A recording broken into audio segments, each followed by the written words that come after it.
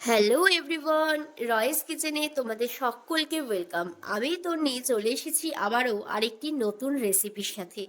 আজকে শেয়ার করছি egg rice. তার জন্য এখানে দুটো এগকে সামান্য লবণ দিয়ে কিছুক্ষণ বয়েল করে নেওয়া হলো। এরপর আমি খোসাটাকে ছাড়িয়ে নেব।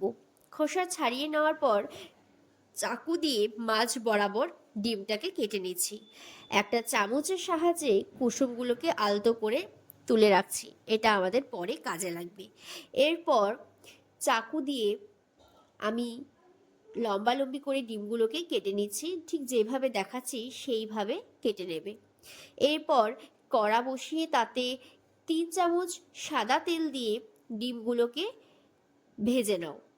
ডিমগুলো ভাজতে ভাজতেই যখন হালকা ভাজা হবে, খুব একটা কিন্তু লালচে করার দরকার নেই, মোটামুটি হালকা একটু ভাজা হয়ে গেলেই তার মধ্যে ওই 1 চা চামচ আদা রসুন বাটা দিয়ে দাও।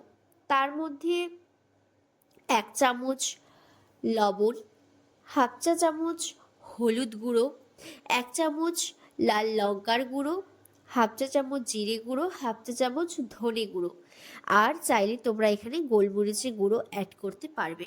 দিয়ে ভালো করে মশলাটা কষিয়ে নাও।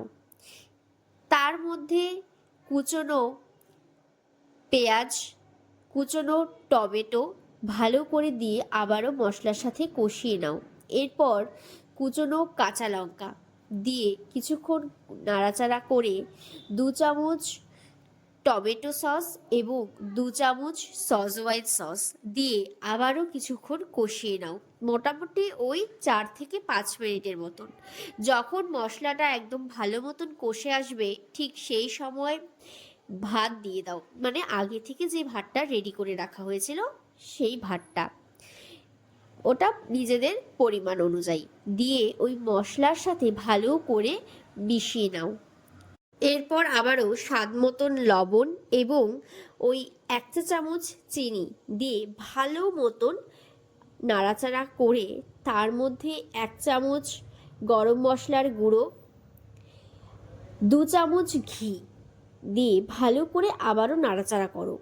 নামানোর আগে ওই যে প্রথমে কুসুমগুলোকে সরিয়ে রাখা হয়েছিল, সেই কুসুমগুলো হাত দিয়ে ভালো করে ভেঙে ওই ভাতের ওপর কুসুমগুলো দিয়ে তার মধ্যে ধনেপাতা কুচি দিয়ে নামিয়ে নিলেই কিন্তু রেডি হয়ে যাবে আজকের আমাদের এই এগ রাইস। কেমন লাগলো আজকের এই রেসিপি অবশ্যই কিন্তু জানিও। এই এগ রাইস তোমরা যে কোনো চিকেনের আইটেম বা পনিরের সাথে খেতে কিন্তু দারুণ লাগবে। দেখা হচ্ছে আবারও খুব তাড়াতাড়ি অন্য আরেকটি নতুন রেসিপির সাথে। সবাই খুব ভালো থেকো।